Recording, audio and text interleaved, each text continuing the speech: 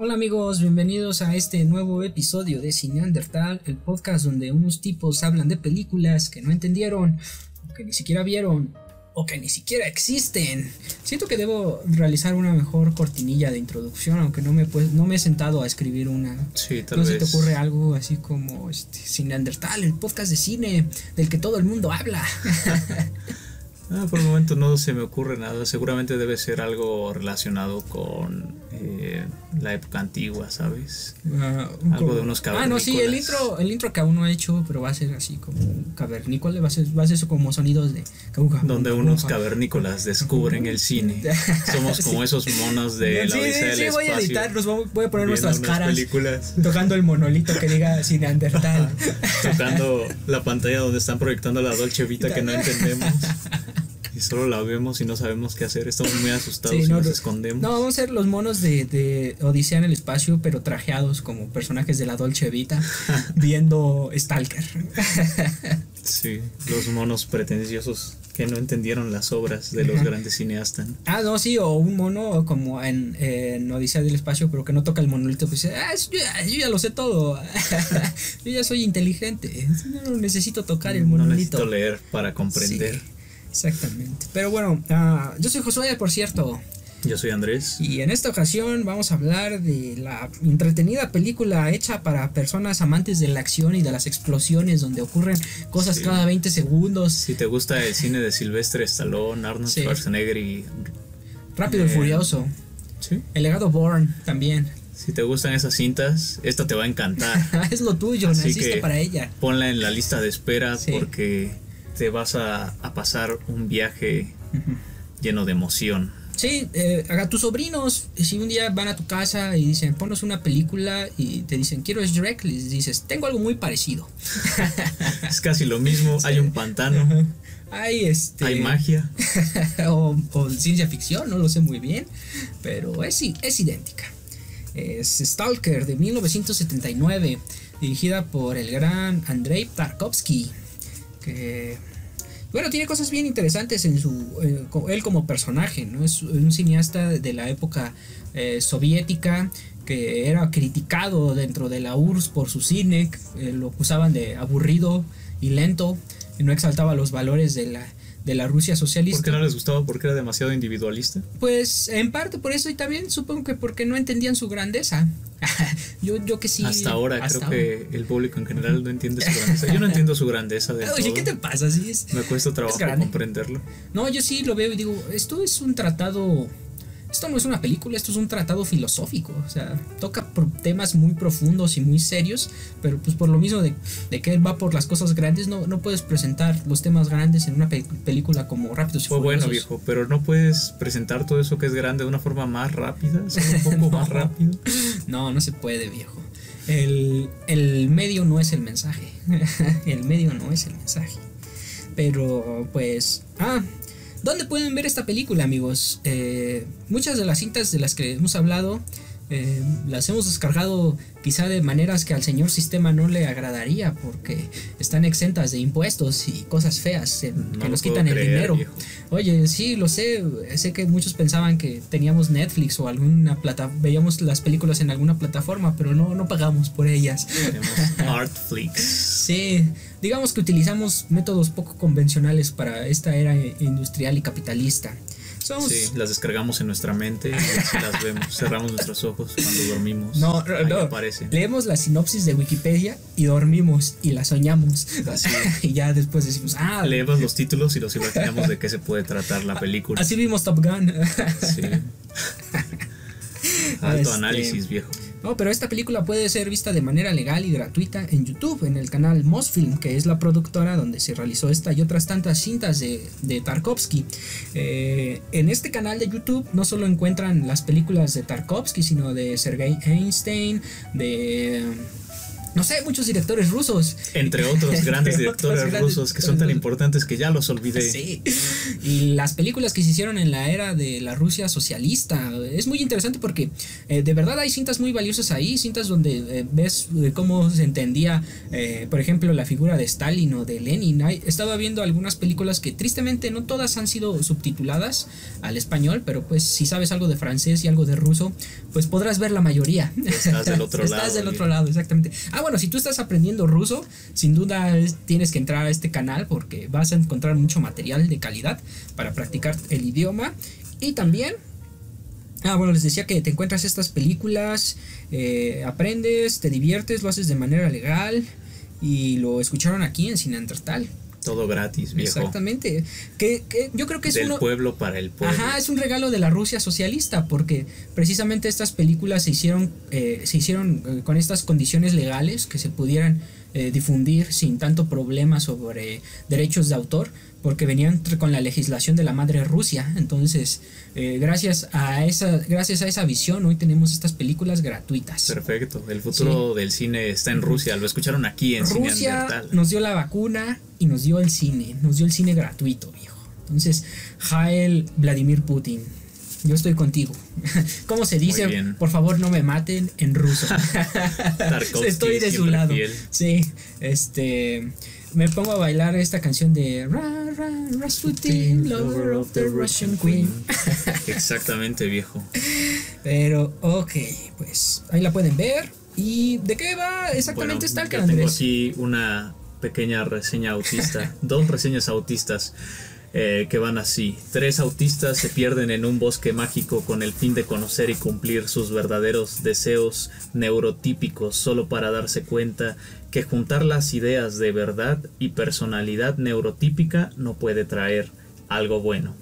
Y tengo la versión más breve por si no pueden pasar 3 horas viendo Stalker, que sería así: 3 autistas se pierden en bosque encantado para encontrar la verdad del ser. Salen decepcionados. Telón. Ay, yo podría decir que tengo la capacidad de resumir esta cinta todavía mucho más y la podría sintetizarla con la frase: esto es Chernobyl. Welcome to Chernobyl. Bienvenido a Chernobyl. No, sabes, creo que hay una frase dentro de la cinta que podría sintetizar de qué va. Cuando el Stalker dice: ¿por qué quieres destruir la fe? Sí, yo sentí que perdía la fe cuando la estaba viendo. En la humanidad. La fe en Tarkovsky, creo. Bueno, podríamos decir que tu síntesis da con los puntos importantes. Tenemos a un Stalker, que es una persona que tiene la habilidad de poder entrar a la zona. Es como un guía de la zona. ¿Qué es la zona, Andrés? La zona básicamente sería un lugar donde, creo que en la película se nos dice que entró un meteorito a la órbita de la Tierra y cayó precisamente en ese lugar que ahora se conoce en el film como la zona. Este meteorito tenía unas propiedades particulares y hizo que esa zona donde cayó el meteorito y algunos alrededores aledaños tuvieran ciertas modificaciones en cuanto a la realidad como la conocemos de manera regular. Entonces, en esa zona específica, que es denominada la zona, suceden ciertos fenómenos que pueden ser clasificados como violaciones a las leyes físicas que conocemos de manera regular y en el mundo normal. Entonces sería un lugar donde las cosas cambian de manera constante, y el atractivo principal de la zona es que hay un lugar particular que es como una cámara de los deseos. A los stalkers se les paga para que lleven a las personas a esa cámara de los deseos, y una vez que llegan ahí, lo que sucede es que este lugar es capaz de ver cuáles son tus deseos más genuinos y verdaderos, y cuando sales de la zona y llegas a la realidad se convierten en realidad. Entonces sería el atractivo turístico número 1 de la zona. Hay varios, pero creo que esos son desarrollados en los videojuegos que se llaman Stalker. Sí, y quizá también en la novela en la que se inspira esta obra, que es de los hermanos Strugatsky. Yo quisiera decir que tengo el libro, pero seriamente solo tengo el de Qué difícil es ser Dios de los hermanos, y no es una novela muy buena que digamos, pero en la novela original sí se retoman muchos de los elementos de ciencia ficción que explican el por qué en este lugar ocurren esas cosas extrañas, ¿no? Y no solo es la capacidad de bueno, en la novela es encontrar es una esfera la que te concede los deseos, ¿no? Y que sí te la puedes encontrar en la zona. También hay muchos objetos que adquirieron capacidades extrañas, peculiares por el evento que aconteció, que lo que dicen es que una nave alienígena estuvo ahí estacionada un par de días y luego se fue. Entonces dejó como una especie de radiación o un trastocamiento de la realidad que alteró los objetos. Me recordó un poco a esta serie de la que siempre te estaba hablando, de la habitación perdida o la llave perdida. Sí, ya no me acuerdo. Sí recuerdo. Ajá, del lugar donde en una habitación de hotel ocurrió un evento físico particular y todos los objetos que estaban en esa habitación terminaron con ciertas propiedades de ciencia ficción que rayan en lo mágico. Bueno, pues es claramente una referencia a esa obra. Y en la película nuestro protagonista, el Stalker, guía a un grupo de personas, a un profesor y a un escritor a la habitación, pero creo que un poco antes de llegar a describir lo que ocurre en la zona, yo quisiera decir que realmente lo horrible, bueno, lo extraño desde mi punto de vista en esta película no ocurre en la zona, creo que ocurre fuera de la zona, porque la realidad no es así de aburrida, viejo. Bueno, no es en tono sepia. Otra cosa que es importante recapitular sobre la zona es que al parecer las personas que van sufren cierta clase de mutación, o bueno, algunos, no todos ellos. Uh-huh. Entonces los stalkers son como personas bastante raras que son catalogados como desafortunados, y hay personas que pueden llegar a ser víctimas indirectas de la zona. Por ejemplo, la hija de este stalker que vemos en el film, al parecer tiene cierta clase de poderes adquiridos porque... Viejo, te estás yendo hasta el final. La última escena. Viene en el principio y viene en el final. Es casi lo mismo. Bueno, sí. Básicamente es como el origen de los X-Men, esto. Uh-huh. Sí, tiene algo de mutantes. Se originan una serie de mutantes por ahí. Entonces son unas capacidades particulares de la zona. Uh-huh. Y las personas, bueno, te digo que a mí lo que peculiarmente me llama la atención es el mundo exterior, que desde las opiniones de Tarkovsky, desde su experiencia podríamos decir que es la Rusia socialista, lo que está ocurriendo allá afuera, y el hecho de que el gobierno te prive o te prohíba entrar a la zona, que es el lugar donde ocurren las cosas. Y si hacemos una lectura política simplona, pues podríamos decir que es básicamente el mundo capitalista que Tarkovsky en el que quería desenvolverse y que no podía porque estaba atrapado en la Rusia socialista. Pero la zona, yendo más allá de lo político, es el lugar de la vida, y el mismo Tarkovsky así lo consideraba. Hay varias entrevistas que se le hace donde se le pregunta qué diablos es la zona, ¿no? En algunos lugares dice, bueno, en alguna entrevista dice que pues no es nada, o sea, no simboliza nada, es lo que el individuo lleva, lo que le da significado a la zona, ¿no? Entonces es lo que carga desde fuera de la zona hacia adentro, lo que le da sentido a la zona. Entonces, que es un lugar en el que no hay nada. Y en otras entrevistas dice pues que es la vida misma, el lugar donde existen las oportunidades para poder alcanzar tus objetivos y lograr tus sueños. O sea que sí es el capitalismo, el lugar de las oportunidades. Sí, la zona representa el lugar donde todos los deseos pueden ser satisfechos, en sus propias palabras, que es el mundo, pero más allá del capitalismo, es que te digo, esa es una lectura política, ¿no? Pero es la vida misma. Esto también lo dice en otra entrevista, que la zona es la vida, el lugar donde puedes hacer tus cosas, donde puedes luchar por alcanzar tus sueños. Y si tú tienes, bueno, también aquí es algo bien interesante. Pero la zona cumple tus sueños. La zona cumple tus sueños. Tienes que luchar por ellos. Bueno, el lugar específico. Pero desnuda lo que tú quieres, porque tú crees querer algo. Y el protagonista, el Stalker, lo deja claro en una de las conversaciones que tiene, cuando él habla de su maestro, de este puercoespín, se llamaba. Sí. Ajá. Él comenta que su maestro murió su hermano, Y Puercoespín fue a la zona para pedir o para hacer que su hermano volviera a la vida, ¿no? Pero cuando salió de la zona, él era rico. Se volvió rico. Y dice que pues eso desnudó realmente lo que Puercoespín creía de sí mismo. Él se consideraba una persona noble, una persona que buscaba el beneficio de su hermano, y al final solo fue una persona común y corriente con las ambiciones egoístas que todo el mundo tiene. Entonces te digo que la zona te da lo que buscas, y la vida también te da lo que buscas si sabes exactamente qué es lo que buscas. Esas necesidades superficiales, que es así como te lo maneja, que ganar un premio Nobel, o el hecho de ganar reconocimiento, la adquisición de poder, la adquisición de lo trivial, el volverte una celebridad, como en las personas que aparecen en la Dolce Vita, alguien rico y alguien con fama. Sí. Son deseos falsos, son deseos incrustados por el mundo exterior. Tus verdaderos deseos son lo que se va a cumplir, y si sabes cómo buscarlos, no deberías tener ¿que ir a la zona? No, sí, bueno, dentro de la dinámica de la película sí tienes que ir a la zona, porque la zona es el lugar, pero si piensas que tú en tu realidad estás viviendo en la zona y genuinamente tienes un deseo profundo y honesto, lo vas a encontrar, porque los deseos impuestos son precisamente los más inalcanzables. El hecho de que quieras ser rico, quieras ser famoso, esos son deseos que del millón de personas que creen tenerlo, solo uno lo va a lograr, solo uno lo va a alcanzar.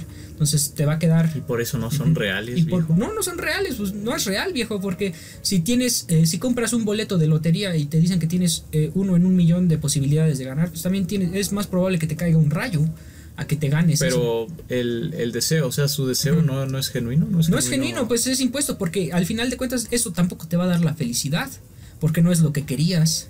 Pero la zona no te da la felicidad, cumple tus deseos. Cumple tus deseos, pero ¿qué te dan al final los deseos? O sea, ¿por qué lo deseas? Porque piensas que te van a dar algo.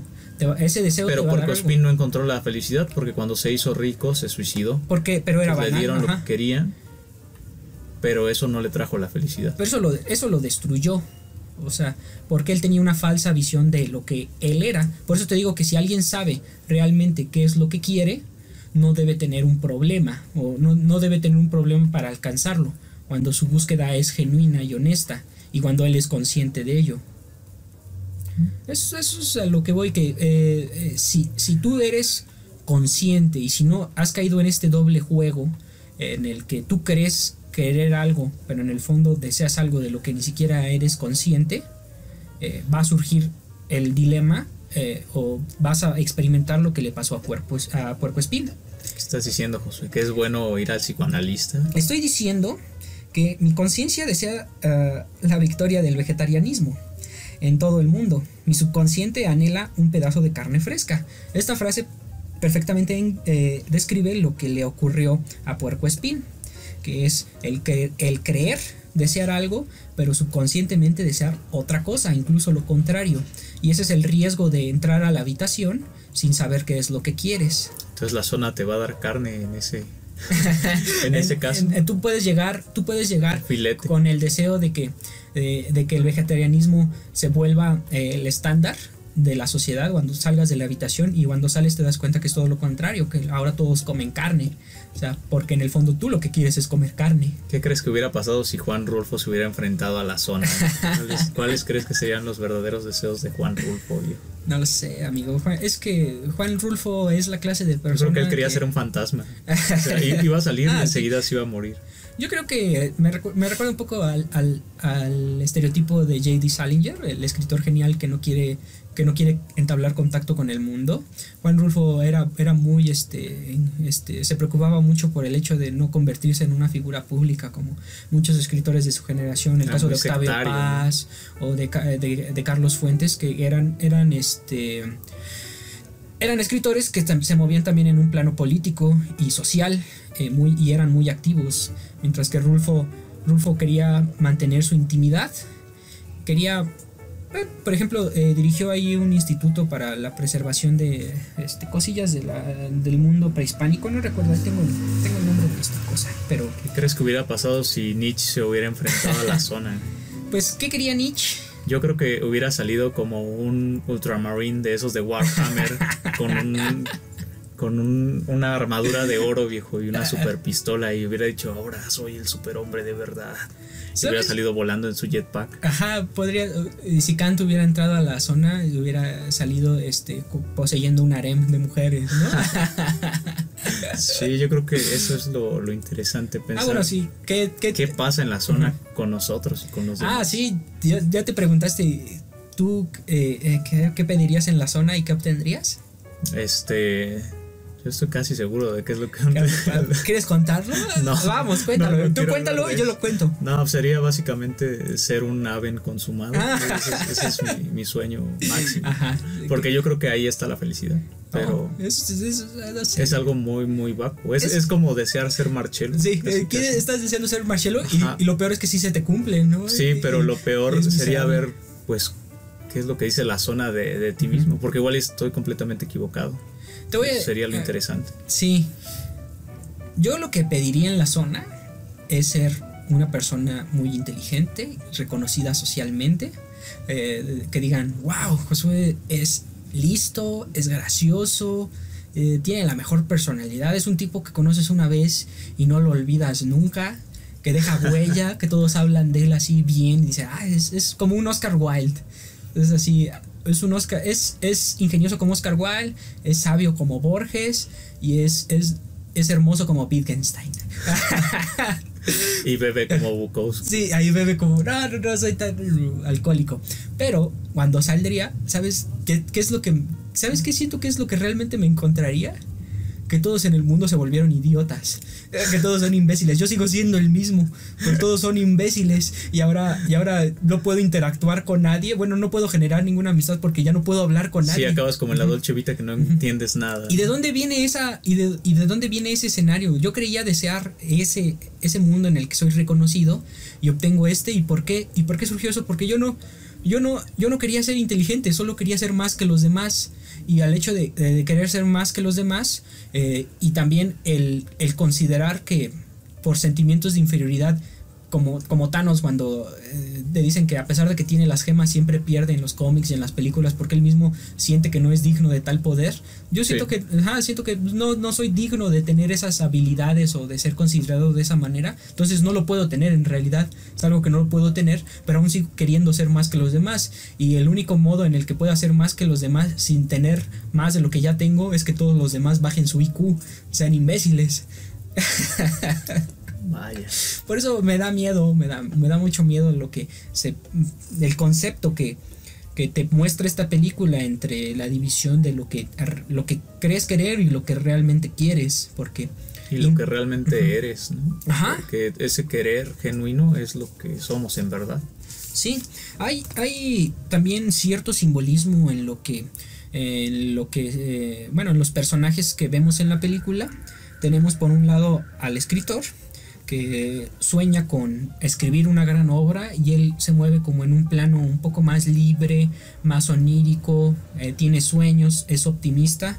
Y el profesor pues busca el Nobel, busca el reconocimiento de sus pares, y también busca tiene cierta visión pragmática, es como un científico. Pero lo que quiere es destruir la zona, ¿no? O ver cómo funciona. Pero en algún punto al percatarse de que le es imposible comprender lo que ahí ocurre, se escapa de todo entendimiento, sí, y además la razón científica, de que es un gran peligro, porque ese lugar, de ahí puede salir un dictador. Sí, porque de hecho se lo plantean en el film, ¿no? ¿Qué pasaría si un dictador llegara a la zona, ¿no? Si alguien deseara algo malo? Sí, entonces hay también ahí hay una genuina preocupación por lo que la zona puede generar en su mundo gris, en su mundo sepia, y también hay una necesidad de destruirlo por la incapacidad de comprenderlo. Se conjugan varias cosas, pero el Stalker logra salvar o logra evitar que este hombre destruya la zona cuando le cuestiona, ¿no? ¿Por qué quieres destruir la fe? Y al final de cuentas eso es lo que simboliza la zona. Puede ser un lugar que engendra algo horrible, pero también puede ser un lugar en el que pueda surgir algo realmente bueno, algo positivo, algo bello. Algo bello. ¿te diste cuenta que en todo el film nunca se nos cuenta una historia feliz que haya surgido de la zona? O sea, siempre se nos cuenta esto de Puercoespín, pero no se nos dice otros casos de personas que hayan ido a pedir algo y les haya sucedido algo bueno. Ni algo bueno ni algo malo, solo se nos menciona lo de Puercoespín. Pero es que es como la vida misma, viejo. O sea, todos mueren. Todas las personas atados a esta condición mortal terminan pereciendo, por más logros que hayan alcanzado o por más miserables que hayan sido sus vidas. Todos mueren, pero tuvieron la posibilidad. O sea, tú lo señalas, no hay nada positivo que haya salido de la zona. Sí, nunca te cuentan algo así. Ajá.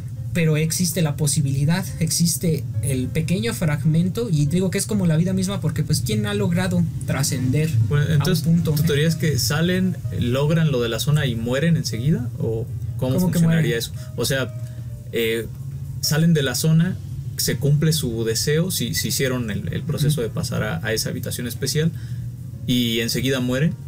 ¿Mueren? No creo que bueno, no me refería. O tienen una vida longeva y logran desarrollar ese deseo. No, salen de la zona. Bueno, es que aquí no he podido moverme grácilmente entre la metáfora de la zona como la vida y la zona dentro de la película, pero en la película pues sales de la zona y en teoría tu sueño ya se cumplió y puedes tener tu vida plena, ¿no? Pero si tú no sabías, me remito de nuevo a lo de Puercoespín, ¿no? Si tú no sabías realmente lo que querías, pues vas a obtener algo que va a mostrar la realidad de tu ser, y puede ser algo terrible, que eres una persona superficial y sin contenido, ¿no?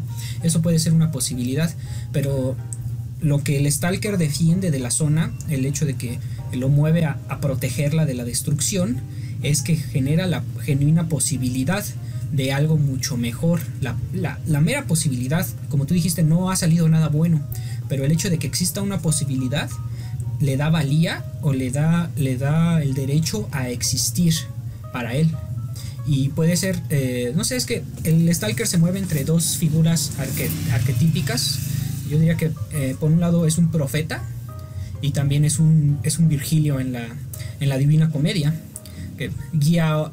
Él no puede generar ese mundo mejor por su cuenta, porque se sabe débil, se sabe mortal, sabe que puede cometer el mismo error que su maestro Puercoespín, pero considera que puede haber alguien genuinamente humilde y alguien que esté en la disposición adecuada para poder generar un mundo bello o una mejor realidad, utilizando la zona, y esa es la posibilidad. Por que eso lo los mueve. Llevan ahí, ¿no? Y ve su mundo, ve la realidad en la que viven, semi-posapocalíptico, gris, apagado, en tonos sepias. ¿Qué puede ser peor que eso? Sí, pero creo que ahora que mencionas esto, como que tuve un pequeño insight, y es como lo que dijiste, que lo que llevamos a la zona es a nosotros mismos, y esa es la incapacidad que ellos tienen para cambiar algo, porque lo que llevan es esa realidad gris que hay afuera de la zona.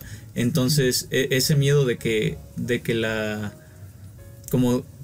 realidad no pueda cambiar es lo que llevan ellos, y por eso al momento de encontrarse en la habitación ellos deciden no entrar, porque saben o tienen la certeza de que no pueden cambiar eso que ellos llevan. Entonces cuando salen, la realidad sigue siendo igual, no pudieron cambiarla, a pesar de que el Stalker los escogió de una forma bastante selectiva, porque él mismo dice que no lleva a todas las personas, y esto es lo que hace que muera el personaje del Stalker, o que enferme, porque en algún punto dice que en la humanidad ya no hay fe.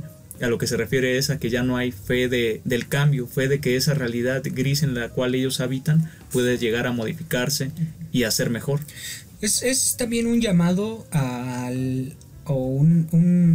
una declaración de que ya no existen los cuentos de hadas. Y bueno, ¿a qué viene esto de los cuentos de hadas? En todos los cuentos, siempre los héroes o las personas que logran vencer al enemigo, al demonio, a la bruja, etc., son personas que se encuentran en una predisposición particular, tienen una personalidad muy específica. Son personas humildes, son personas honestas, y son personas que pueden utilizar la resiliencia para aprender o para seguir avanzando. Cuando un ejemplo prototípico de cualquier cuento, ¿no? Es que ¿quién logra despertar primero a la Bella Durmiente? Llegan otros príncipes que se consideran dignos, que se consideran muy importantes, y que piensan que ellos no pueden fallar, es decir, tienen una confianza en su ego demasiado elevada, y cuando se enfrentan a la prueba fracasan. Llega alguien que considera que el fracaso es posible, que no todo siempre sale bien, y es consciente de ello, y es quien logra despertar a la princesa. Hay una obra de Shakespeare, no recuerdo si es El mercader de Venecia, creo que sí, donde hay una tía que tiene que, es rica y es la única heredera de la riqueza, ¿no? Pero pues como es mujer, pues claramente ella no puede tener su riqueza, y quedó en el testamento de su padre que se va a casar con el príncipe que logre dar con el cofre correcto. Entonces cada vez que llega un pretendiente le muestra 3 cofres, ¿no? Uno de plomo, uno de plata y otro de oro, ¿no? Entonces llegan primero 2 príncipes así muy ricos y muy importantes en sus regiones. Y la prueba es que solo lo puedes hacer una vez, ¿no? Si fracasas ya no lo puedes volver a intentar, ¿no? Entonces sí. uno por su imagen de autovalor y la alta estima que tiene sobre sí mismo y sobre la imagen que representa, pues elige el de oro, ¿no? Pues el oro es el metal más importante, es el metal más valioso de todos, y es como yo, ¿no? Y entonces es claramente el lugar donde va a estar oculta la oportunidad para poder casarme con esta mujer, ¿no? Abre el cofre del oro y pues no, ahí no era. Luego llega otro príncipe y dice, no, pero la plata también, la plata es un metal muy importante y es como yo y la noche y bla bla bla. Hace una carga simbólica de la plata y se equipara con ella. Sí. Abre el cofre de plata, no es, ¿no? Llega un tipo que tiene problemas económicos, que está en una situación relativamente desesperada, pero que es consciente de su situación y de lo endeble de la realidad, de su propia realidad, y de que el caos, o sea, de que el caos debe tener cabida en la vida, porque es parte fundamental de la existencia, ¿no? Y no está casado con una imagen de sí mismo en la que se asocie o se vincule con estos metales, ¿no? Y él pues comprende que el plomo es la opción, ¿no? Y abre el de plomo y pues sí es, en efecto, ¿no? Y es el mensaje que le quiere dar el padre de la chica, que es: no te consideres tan importante, siempre ten abierta la perspectiva. Y creo que eso es lo que precisamente busca el stalker con las personas que lleva, personas que estén abiertas a la posibilidad, que estén en la predisposición adecuada para poder generar un deseo genuino. Debe ser claramente una persona que sea consciente de su persona, consciente genuinamente, no que crea saber, sino que sepa. Entonces se hace una bifurcación entre, bueno, como el stalker percibe a las personas, ya que él ahora está casado con su trabajo de ser un stalker y de llevar a la persona correcta a la zona para que genere el cambio, pues ve a las personas así. Y estas personas fracasan porque en el proceso se dan cuenta que no son conscientes o no tienen el conocimiento sobre sí mismos para poder traer algo positivo y algo genuino a la realidad. Y puede que cuando les ocurra como lo que yo te decía, ¿no? Que el Nobel o gane reconocimiento, pues ese tipo lo único que quiere es fama, no quiere realmente progreso para la humanidad, no quiere generar... Sí, no quiere algo bueno, sí, un beneficio común. Sí, ¿no? Y pues si ves la historia, personajes como Adolf Hitler estuvieron nominados a un premio Nobel, ¿no? Entonces puede que haya obtenido su premio Nobel, pero al final de cuentas por crear, por ejemplo, una nueva arma. Entonces... O por ejemplo el escritor, ¿no? El escritor también no quiere genuinamente crear una obra de arte que toque el corazón de las personas y modifique. O sea, el tipo quiere el reconocimiento que trae consigo el generar una buena la consecuencia obra de eso. Y puede al final escribir una gran obra, pero puede que sea el Werther de Goethe, ¿no? Y que después de que la gente lo lea se suicide. O sea, puede generar algo mucho peor. Por eso te digo que... Y ellos se percatan de ello y está ese juego. Creo que aquí pudo haber sido un poco también a traer a colación lo que había dicho en un episodio pasado sobre lo que nos enseñaba este profesor de teatro, ¿no? Y los cuestionamientos que nos hacía. Pues tú puedes llegar, bueno, recuerdo también que había un chico que iba al taller y fue el que te dije que era muy mamón, muy pretencioso, ¿no? Y es como y una vez que hacía su performance ahí en el auditorio donde ensayábamos, pues Ramiro le decía, pues no transmitiste nada, no hiciste nada. Genuinamente, ¿qué es lo que quieres hacer? ¿Quieres transmitirnos algo o quieres que nosotros creamos que eres alguien con talento y alguien muy inteligente y con las capacidades? Ese tipo no podía transmitir nada, no tenía la capacidad de hacerlo porque centraba su atención en aparentar ser. No quería generar algo bello, quería que nosotros pensáramos que él es alguien que puede crear algo bello. Sí, no es un actor como tal. Entonces, tal vez tanto el escritor como el profesor de física, sí, un profesor de física, ¿no? No entran a la zona porque tienen miedo de sí mismos, de no conocerse lo suficiente para saber si van a aportar algo positivo al mundo, entrando a este mundo mágico de la habitación de la zona que cumpla sus deseos. Sí. Por eso sería que titubean al momento de entrar. Sí, y me remite un poquillo a esta frase que estaba escrita en el oráculo de Delfos, que describen ahí en los diálogos platónicos, ¿no? En la entrada decía: conócete a ti mismo, es la máxima de la sabiduría.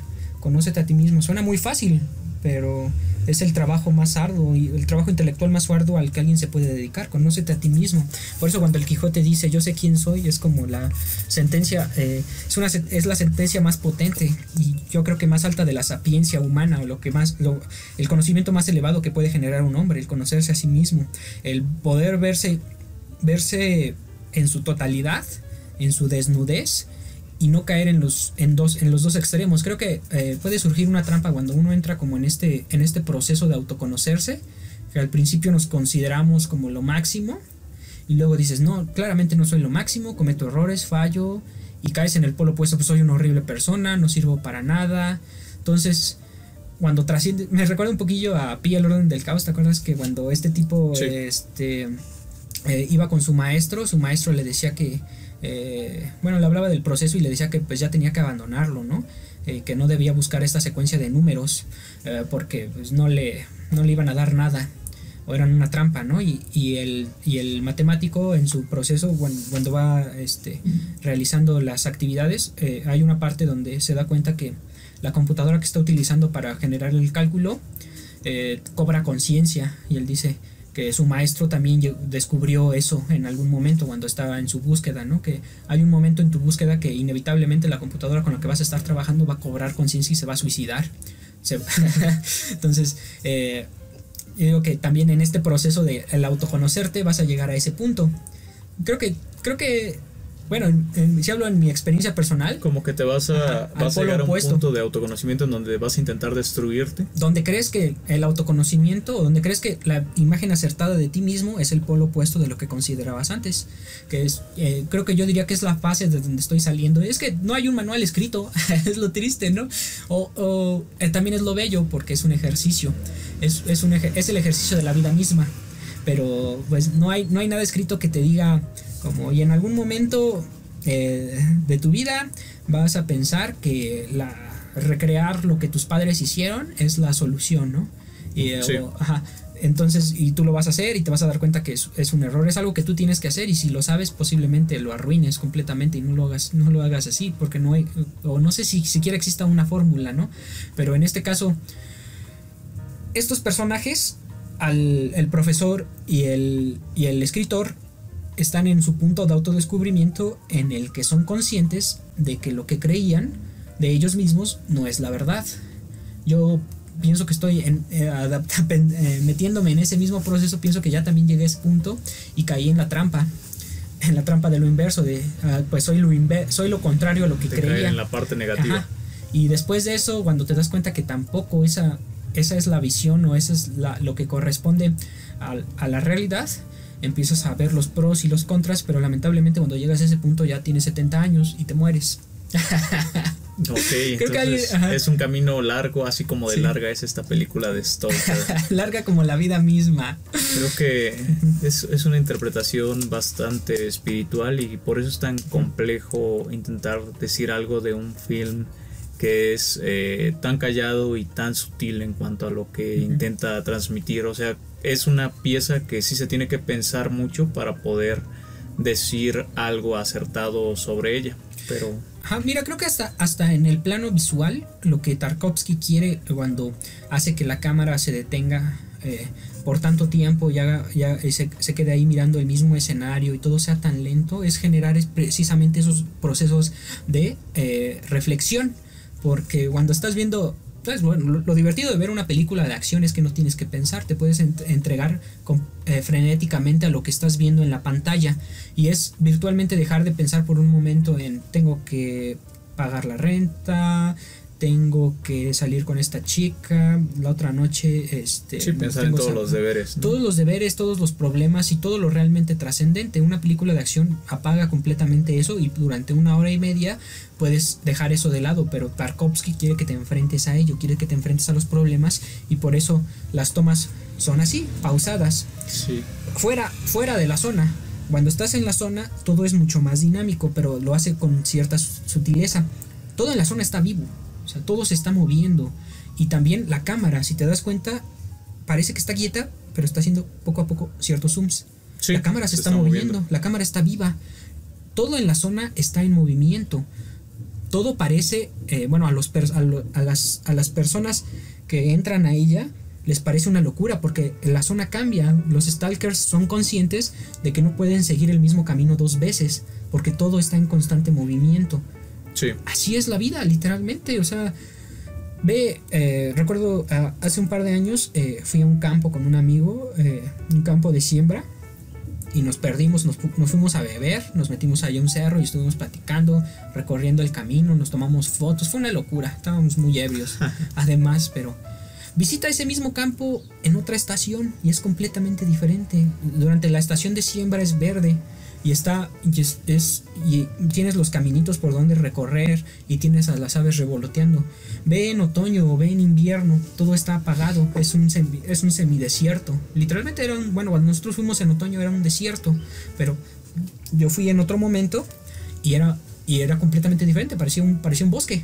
O sea, y así es la vida. Encontraron con la zona de verdad.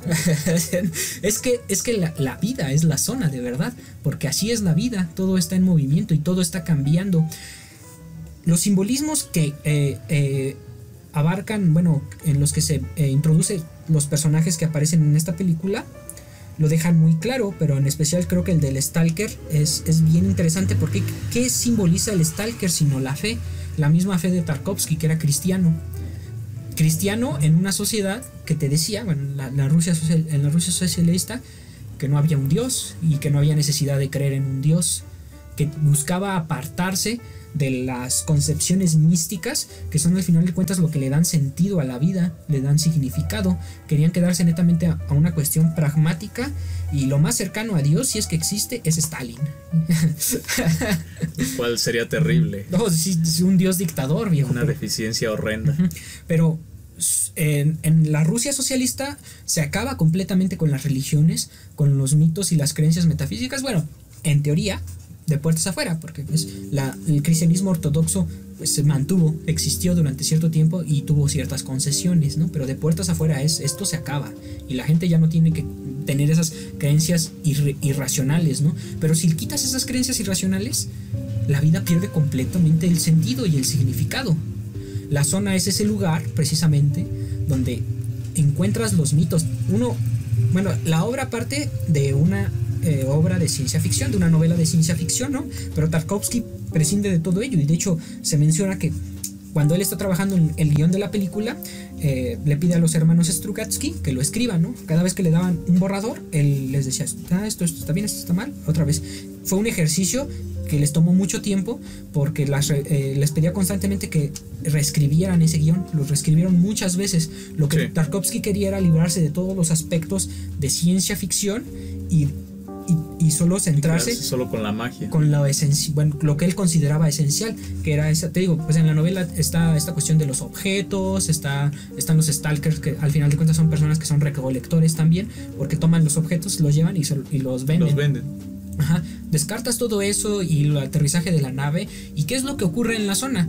Pudo haber sido un meteorito, pudo haber sido alienígenas, una nave espacial, o pudo haber sido literalmente el toque de Dios, o sea, el dedo de Dios que tocó por un momento ese espacio de la Tierra, y todos los que entran ahí pueden entrar en contacto con ese aspecto de la divinidad. Deja completamente abierta esa interpretación. Todas esas interpretaciones pueden ser correctas, pero Tarkovsky al partir de esta de su fe cristiana, pues es lo que quiere colocar en la zona, la vida en movimiento y esta magia o este misticismo que está en las religiones. El Stalker, al ser el símbolo de la fe, es también una muestra de por qué la zona tiene que existir, por qué tiene que estar ahí, por qué tiene que existir la posibilidad de que alguien con la suficiente nobleza de corazón, es que Zona, te digo, Zona remite de nuevo como a los cuentos de hadas y a la idea de que solo el que es digno, el que es puro de corazón podrá sacar la espada de la piedra. O sea, sí, es una fantasía. Sí, hace referencia a un deseo que es puro, un deseo que es noble.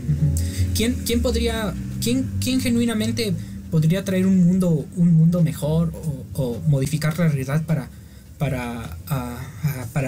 acabar con la sociedad gris en la que el Stalker vive? Creo que solo podríamos decir que es la hija. Stalin.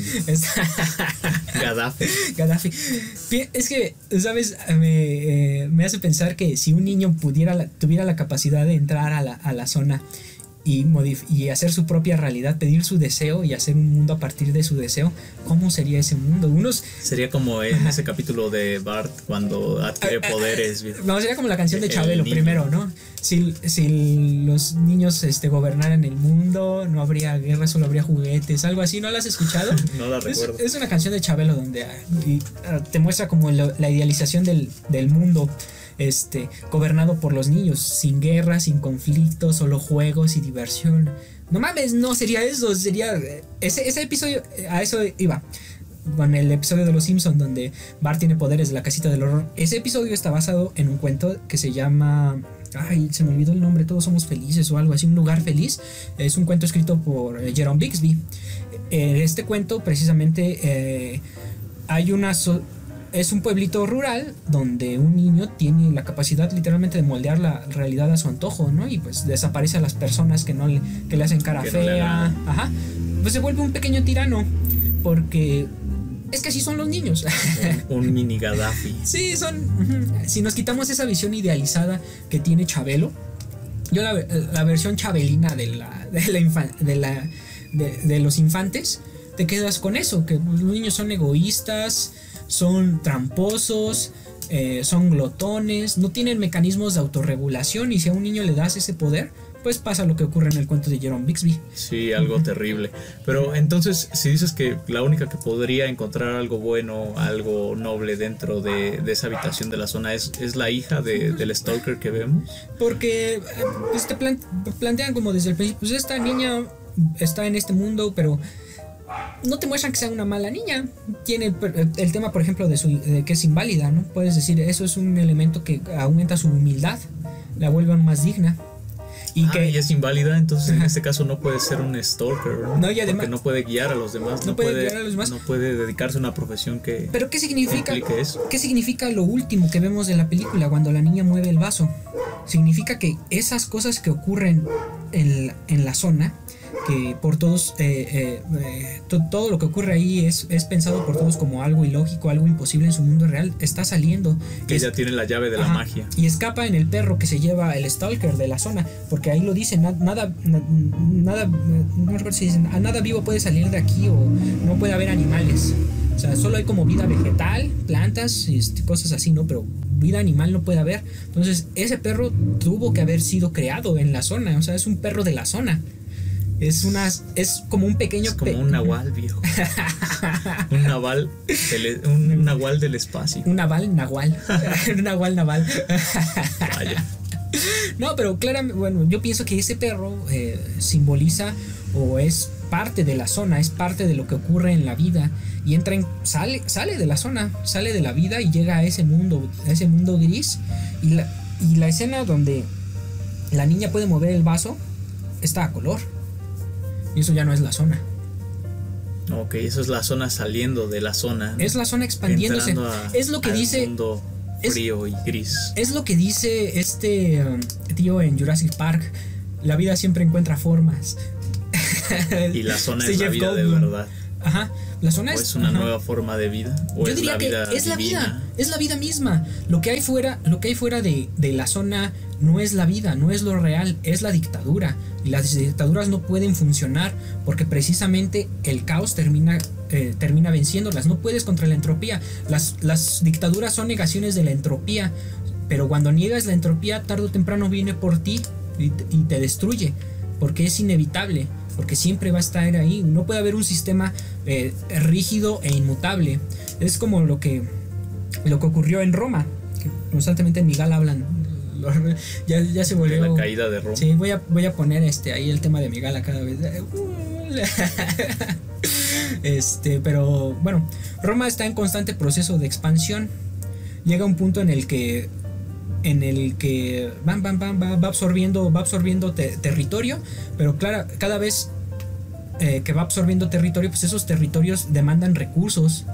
O sea, no es solo llegar y poner a tus tropas, sino pues es un proceso. No es desplegar todo un sistema político para que se empiece a regir bajo los estatutos de Roma. Debes ir generando más riquezas para poder ir controlando esas zonas que vas anexando, ¿no?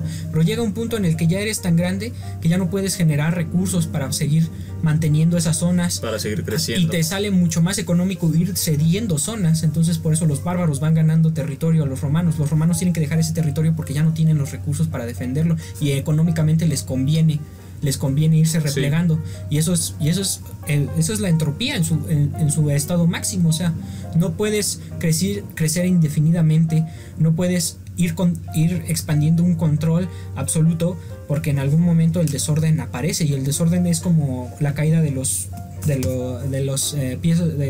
fichas de dominó. O sea, una vez que empieza ese proceso es inevitable. Entonces en el film la esperanza prevalece, pero la esperanza no reside en los personajes principales que vemos. Es que más que esperanza, la vida no hay que tener esperanza para que haga lo suyo, porque tú puedes, ahorita, podríamos desatar no nosotros, pero la humanidad podría desatar una guerra atómica que acabe con nuestra especie y otras tantas, pero ahí van a estar las cucarachas, viejo, y las cucarachas van a seguir con su proceso, y las bacterias y los microbios, y la vida continúa.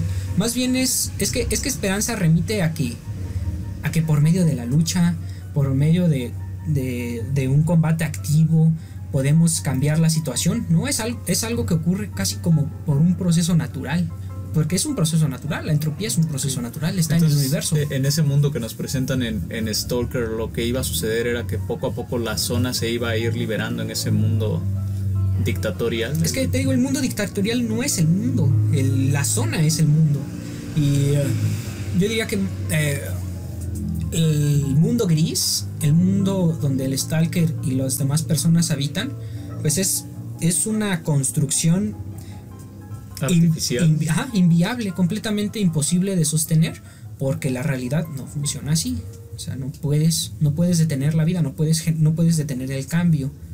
Por eso los colores, y por eso pienso que sí es una crítica al régimen stalinista completamente, porque pues todas las dictaduras son eso, es una negación del mundo exterior, y nosotros aquí estamos bien, en especial las dictaduras fascistas. Pues aquí tenemos un código de reglas, no se modifica, y tú tienes que hacer esto, tus hijos tienen que hacer esto, la sociedad funciona a este ritmo y así va a ser siempre, y eso no se puede sostener, eso es inviable. La fantasía es el mundo del Stalker, la realidad es la zona. Ok, bueno, creo que es bastante complicado, viejo. No es complicado, es muy simple. Creo que ya no entendí Stalker. Es que parece complicado porque primero estaba viendo un análisis de cuántos cambios de escena hay en la película. O sea, son muy reducidos. O sea, la cámara se queda estática por mucho tiempo y hay muy pocos cambios de escenas. O sea, bajo ese ritmo, a nuestros ojos hechos para casi ver 60 frames por segundo, saturando una pantalla de plasma de 60 pulgadas, viejo, pues estamos acostumbrados a un ritmo frenético de absorción de información. O sea, y por eso decíamos el chiste al principio, ¿no? Esta película es para las personas que están acostumbradas a ese ritmo. Es un ritmo completamente diferente, pero es un ejercicio que tienes que aprender a realizar. Digo, es como la lectura misma. a muchas personas hoy en día no les gusta leer porque el ejercicio en sí es cansado, o sea, es un ejercicio muy demandante. Implica que por cierto tiempo te quedes quieto en un espacio silencioso y centres tu atención en un solo punto, que es en este caso el libro y lo que te está contando, ¿no? O sea, y ya no estamos acostumbrados a no estamos habituados a ese ritmo de procesamiento de información. Actualmente entras a Facebook o entras a cualquier red social y te salen, ves 15 temas diferentes en 30, 40 segundos. Vas scrolleando en tu pantalla de inicio, ves noticias, ves lo que tus amigos publicaron, ves las promociones que acaban de salir. O sea, estás absorbiendo información a un ritmo muy acelerado y estamos habituados a estar consumiendo información a ese nivel. Pero cuando llega Stalker o cuando ves una cinta de Tarkovsky, yo diría que todas sus obras son así. Sí, de lentas. Son lentas, pero es precisamente porque es una invitación a la reflexión y yo comprendo, yo sé por qué a muchas personas les puede resultar cansado, pero te digo que una vez que empiezas a entender la razón de ser de ese ritmo en particular y el que te está invitando a que hagas algo completamente diferente a lo que haces cuando estás consumiendo otro tipo de productos, o una película, o estás navegando en internet. Y eso que Tarkovsky pues hace esto en un contexto que no es tan agresivo con el consumidor como lo que tenemos ahora. O sea, internet no es todavía no es una realidad en ese entonces, y todavía la gente consume periódicos y tiene televisión y tiene radio. Te presentan la información de una manera más esquematizada, más prolongada. O sea, sí requerías otro tipo de atención para los medios de información que existían en esa época, y ahorita estamos viviendo en una época de vértigo que se ha ido aumentando. O sea, sí, mucho más caótica. Sí, no podemos decir que en ese entonces el ritmo de información no fuera acelerado, porque pues con la globalización va aumentando el ritmo, va aumentando el ritmo de producción de información, y ya podríamos decir que en los años 60, 70 ya había un ritmo acelerado también de producción de información. Había corresponsales por todo el mundo cubriendo noticias, pero era más difícil el acceso a esa información sí, que ahora. Y pues estaba en los periódicos, te comprabas tu periódico, hacías un ejercicio de lectura, ibas seleccionando qué noticias eran las de tu interés, dejabas cosas de lado, pero ahorita pues ya esa opción es así como muy difícil y tienes que estarte informando, ya quizá no de manera profunda. No, si quieres saber, por ejemplo, sobre una noticia, pues ya le das clic, le puchas y lees la nota completa, y luego investigas en otros medios, que eso es lo que deberíamos hacer, ¿no? Cada vez que vemos una noticia impactante, como se acaba de descubrir la nueva cura para el COVID, ¿no? Y tú, qué chido, publicas, ¿no? Y ves que pues es solo una nota sensacionalista que no tiene una adecuada fuente de información, y te das cuenta que no está corroborado. Deberíamos hacer ese ejercicio constante con todas las noticias que vemos, pero es muy difícil, ¿no? No tenemos el tiempo para hacerlo. No hay tiempo, seleccionamos noticias, pero ahorita pues te digo que internet no facilita ese análisis, o porque quiere que estés consume rápida información, y estamos tan metidos ya en ese ritmo que lo que pasa es que a veces tú ves una noticia, por ejemplo, lincharon a, no sé, un ladrón, ¿no?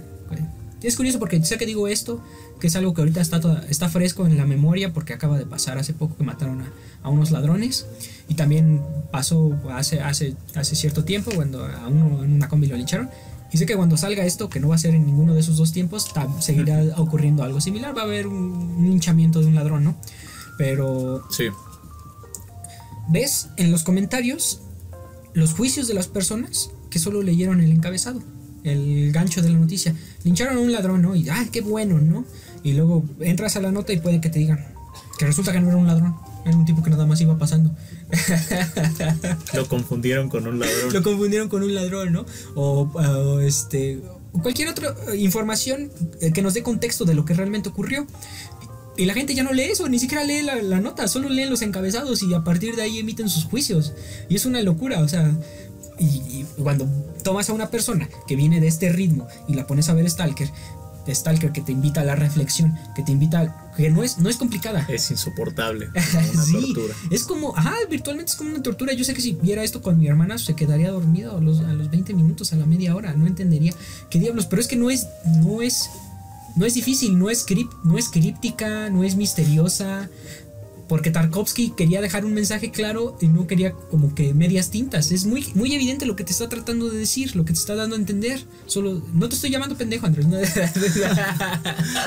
lo tomo personal. No es personal, viejo. Es que tú vienes como de un ritmo de consumo tú vienes de Sukiyaki Western Django. No me refería a eso. Y eso que esta película fue tu sugerencia. Claro, o sea, porque me agrada, me gusta el ritmo, me gusta que sea como un viaje para el espectador. O sea, que todo se tome despacio, sí, que todo se vaya desplegando a su tiempo. Pero creo que llegaste como a profundizar demasiado en el significado y mucho en lo que trataba de expresar Tarkovsky con lo que hacía. Y yo traté de llegar a un significado solamente viéndolo, o sea, solamente centrándome en la cinta, que es lo que yo podría llegar a percibir a partir de eso. Y la única conclusión que saqué fue que, pues básicamente, el plano o la dimensión de nuestros deseos genuinos está cerrada o nos presenta una imposibilidad al momento de querer pues llegar a ese lugar. Yo creo que eso fue lo que vi en el film. Hay una maldición china que dice que todos tus deseos se hagan realidad. Es una maldición porque precisamente si todos tus deseos se hacen realidad, ya no tienes razón para vivir. Y si ya no tienes razón para vivir, pues el suicidio es la única opción. Entonces, creo que también esta película es hasta cierto punto una invitación a que te... A seguir viviendo. A seguir viviendo, curiosamente, ¿no? a seguir buscando precisamente tus objetivos, seguir teniendo siempre algo, siempre tener una meta, tener un sueño, para que te siga manteniendo en movimiento, porque cuando ya no tienes nada por qué vivir o por qué seguir luchando, esforzándote en esta sociedad, pues ¿qué te queda? Tal vez ese es el artilugio del inconsciente, porque como lo manejan en la película es como, acorde con la historia que sabemos de Puercoespín, es que va a la habitación, obtiene lo que quiere y al poco tiempo se suicida. Entonces el hecho de obtenerlo todo, si relacionamos la idea de que obtener todo lo que a nosotros creemos que nos satisface o nos satisface en verdad, eso termina con nuestra existencia, el inconsciente sería el mecanismo perfecto para mantenernos viviendo, porque mantiene nuestros deseos alejados de nuestra conciencia y alejados de nuestro saber propio, y eso nos permite seguir desarrollándonos y moviéndonos. Entonces es la trampa perfecta para seguir viviendo, y al final eso es lo que al parecer eligen los personajes cuando llegan a la zona. Se acercan a la zona y al darse cuenta, al tener este insight de que entrar a la zona iba a significar su muerte porque se iban a cumplir sus deseos, lo que deciden es: yo prefiero seguir viviendo y seguir insatisfecho y seguir tratando de alcanzar lo inalcanzable, a alcanzar un sueño que yo tengo, que es lo genuino y lo verdadero en mí, y morir enseguida porque ya no tengo más sueños. Entonces tal vez es una elección de la vida sobre el autoconocimiento. Sí, me recuerda un poquillo a lo que habíamos dicho en el episodio de la Dolce Vita, que pues crecimos en ambientes de incertidumbre y entornos en los que iba a haber amenazas a nuestra existencia, ¿no? Pero si tú llegas a un estado en el que ya no hay amenazas, ya no hay una razón para levantarse todos los días o para buscar un objetivo, pues genuinamente la muerte se convierte en una opción. Y yo creo que, bueno, Tarkovsky no se queda solo con el tema de lo de la maldición china, de que se cumplan todos sus deseos, porque como mencionas, los deseos genuinos se quedan en el inconsciente, pero la habitación los va a desnudar. La habitación Sí, la habitación te los va a decir. Ajá, te va a decir exactamente. Pero eso también es matar el mecanismo de defensa que tenemos para seguir viviendo, porque si todo es claro, tú cumples tu propósito y hasta ahí llegas. Sí. Pero si todo es una bruma y no lo puedes descifrar al momento, siempre surge algo nuevo. O sea, satisfaces el deseo, pero siempre va a surgir algo nuevo, y eso es lo que te anima a seguir viviendo, sí, y a no suicidarte. Y la búsqueda, bueno, el hecho de que tengas un deseo y lo logres realizar y descubras que después de realizarlo no era lo que buscabas y te haga replantear, iniciar de cero otra vez, a ver, entonces, ¿qué es lo que quiero? Este ejercicio consume tiempo, consume la vida, y entonces es lo que te decía, por eso cuando ya estás genuinamente entendiendo de qué trata la vida, qué es lo que estuviste buscando todo ese tiempo, pues ya es momento de morir. Y la vida hizo lo suyo de nuevo. Sí, exactamente. Te dio como el engaño para seguir prevaleciendo. Pero bueno, creo que la vida no cuenta con cierto aspecto de la cultura. Bueno, que la cultura y el conocimiento que vamos generando como especie, que se va almacenando en los libros, películas, música, etc., en toda construcción cultural, todo producto de la cultura, nos puede ir ayudando o nos puede ir dando pistas sobre qué es lo que buscamos. Si pensamos que realmente pues todos somos diferentes, pero es una frase que escuché en un librillo de Octavio Paz, que decía que todos los hombres tienen singularidades, ¿no? Pero al final todos los hombres son el hombre. Todos somos en esencia la misma cosa. Si vemos más allá de las singularidades de nuestro tiempo, de los accidentes de nuestro carácter, al final de cuentas seguimos haciéndonos las mismas preguntas. ¿Para qué vivo? ¿Para qué estoy aquí? ¿Qué sentido tiene todo esto, ¿no? Hay algo elemental en la existencia humana que solo se puede ir escarbando, se puede ir desentrañando por medio de la reflexión no de un individuo, sino de la humanidad en conjunto a lo largo de la historia. Y por eso es importante leer a Freud, por eso es importante leer a Nietzsche, por eso es importante leer a los que dicen que son unos pendejos esos dos, porque todos nos están dando opiniones, bueno, nos están dando parte de su conocimiento, el conocimiento que les tomó una vida construir. Nos los están dando de manera digerida y nos están dando la oportunidad de seguir en esta línea de construcción de lo humano. Ellos llegaron hasta el punto donde su cultura y su propia vida les pudo dar para entender qué es ser humano y qué es lo que busca el ser humano, ¿no? Ellos dejan ahí la búsqueda porque el fin a todos nos alcanza, pero dejan los textos, dejan la obra para que otros la retomen, puedan saltarse las trampas en las que ellos cayeron y caer en nuevas trampas. Inventar nuevas trampas. Sí, eso de inventar, pues sí, es muy cierto. Hay una imagen, recuerdo, era un meme era como Dios, o una cosa que podríamos llamar Dios. Está la tierra y saca los dedos de la tierra, está Dios abajo de la tierra, ¿no? Y cada dedo es una carita así como, y es como Dios interactuando consigo mismo para no aburrirse. Si lo piensas, pues es como muy interesante esa perspectiva, ¿no? De que todos somos un aspecto de Dios y pues Dios en su unidad pues es muy aburrido y no tiene con quién interactuar, ¿no? Entonces se inventa personitas para que interactúen entre ellas. Entonces, él mismo se divide para entretenerse, sí, ¿no? Por eso todos somos una manifestación de Dios. De lo divino, ¿no? Y pues somos al final de cuentas, y mi vecina que me caga, pues es una manifestación de Dios. Y nos remite al aburrimiento y al vacío, porque esta acción de que un ser que es todopoderoso se divida, lo que muestra es eso, que estaba aburrido. Sí. Y eso es lo que deja en nosotros como entes individuales, ¿no? Bueno, es que nosotros hablamos del aburrimiento desde nuestra perspectiva. Hasta donde sabemos, el aburrimiento es netamente un fenómeno de lo humano, ¿no? Algo que es suprahumano. Buscamos palabras para explicar su conducta, ¿no? Y en este caso, en el hipotético caso de la existencia de Dios, porque ciertamente debe existir. Seguramente, porque seguramente existes, Dios. Hipotetizamos sobre lo que esta criatura suprahumana podría experimentar, o los motivos por los cuales realiza tal o cual acción, ¿no? Y creo que es una humanización de lo divino. Y si nos planteamos la genuina existencia de esta entidad que se divide a sí misma para tener algo que hacer, pues decimos aburrimiento, pero pues es desde nuestra perspectiva que puede ser interpretado así, porque seguramente es algo completamente diferente, algo que no podemos experimentar, pero porque solo somos aspectos particulares. El buen libro, nos hicieron a imagen y semejanza de Dios. Eso quiere decir que compartimos cierta esfera sentimental o emocional de lo que él experimenta. Tiene que haber un punto de unión con lo divino, pero quizá ese punto no esté en la razón.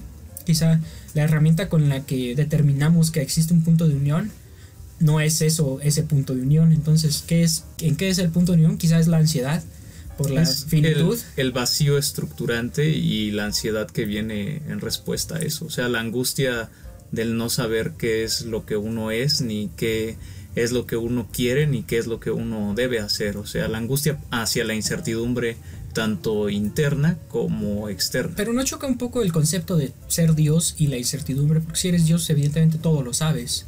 O sea, no puede caber la incertidumbre en una entidad omnisciente. Si te separa, sí. Bueno, sí, nosotros seríamos la muestra de ello, que precisamente esos sentimientos, pero él no lo tiene. Bueno, ahí me remito un poquillo a una obra de la que hablé en mi podcast, Libros que Muerden.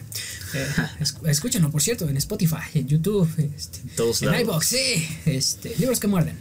Y bueno, hablé de Hacedor de Estrellas, y en esta novela el protagonista en algún punto su conciencia sale disparada al espacio, conoce otras especies, viaja en el espacio-tiempo, adquiere gran conocimiento, y al final de todo esto pues logra vislumbrar al Hacedor de Estrellas, al que sería el artífice del universo y de los múltiples universos que han existido antes, ¿no? Y él dice, pues es como un niño en realidad. Él es un niño que juega con la música, y los universos son como acordes musicales, ¿no? Y es un proceso de experimentación y de juego.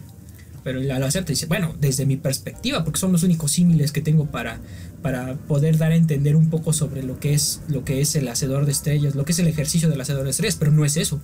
No es un niño jugando. Es algo que yo identifico como un niño jugando, porque es el único referente del que dispongo para que tú puedas darte una idea de lo que yo vi. Entonces, sí, creo que llegaría a funcionar un poco así. Eso, no sé, te digo, ¿qué tenemos en común con la deidad? Pero espero que ciertamente no sean los gustos en cuanto a cine. No sé. Muy bien. Pero pues, ¿tienes algo más que decir? Creo que ya no tengo nada más que decir respecto a Stalker.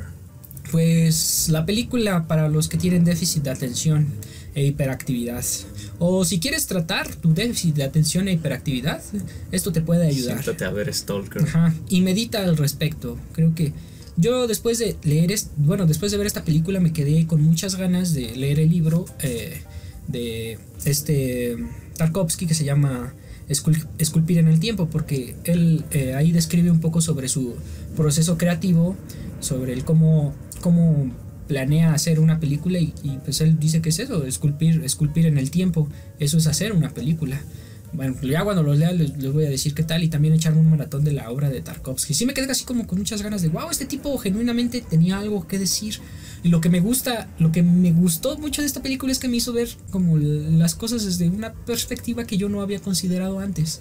No se me había ocurrido. Yo no la había visto hasta que me la habías recomendado. Yo ya sabía un poquillo de qué iba, porque en este documental de la Odisea del Cine hablaron de ella, y me dijeron, la escena de la niña moviendo el vaso fue como wow, ¿no? Y sí tenía una noción, pero cuando la vi dije, genuinamente este tío tiene algo, está diciéndonos algo. Y también su muerte es muy trágica. Sí leíste, ¿no? Que ¿Cómo murió? Le dio cáncer por grabar la película, porque grabaron en un lugar donde había radiación. No, una fábrica que tiraba desperdicios y estaba contaminado el ambiente. No había radiación, pero eran desperdicios tóxicos.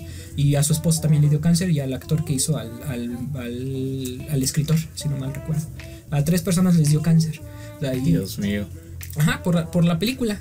O sea, entonces es trágico, bueno, pero también creo que te digo que hasta cierto punto esta película predice Chernobyl. Definitivamente. Y pues nada más, amigos, si ya vieron la película, coméntenos qué les pareció, dejen sus recomendaciones, manita arriba si les gustó, manita abajo si no les gustó, también es válido. Síganos en nuestras redes, compartan, escúchenos en las plataformas. Ay, Dios mío, tantas cosas que decir. Debería estructurar ese último speech. Sí, hay que escribirlo. Ajá. Y déjense conmover por las películas, dejen que les den algo, que cambien, modifiquen su perspectiva de la realidad. Tarkovsky es un tipo que vino para modificar nuestra concepción de lo real, y creo que lo logró, y hay que volver a él.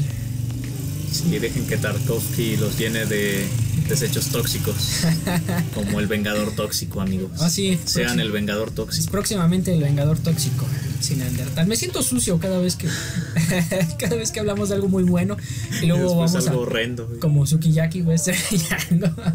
No digas esas cosas, bueno, está rompiendo mi corazón. Nos escuchamos pronto. Hasta la siguiente semana, amigos. Adiós. Bye bye.